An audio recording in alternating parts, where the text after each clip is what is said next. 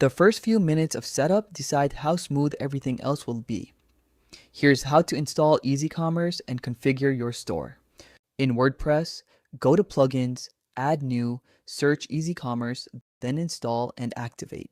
After activation, you'll be automatically redirected to the EasyCommerce Setup Wizard.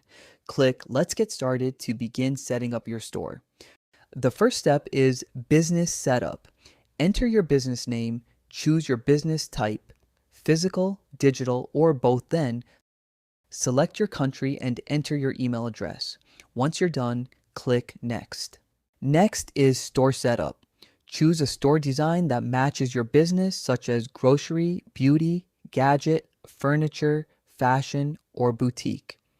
If you want to use this design as your website's main page, simply enable Set the New Store Home as My Site homepage. You can also turn on Import Demo Products to add sample products and explore how your store looks. Once you're ready, click Next. Next is Payment Setup. Select your store currency. Choose the currency format and add your preferred payment method.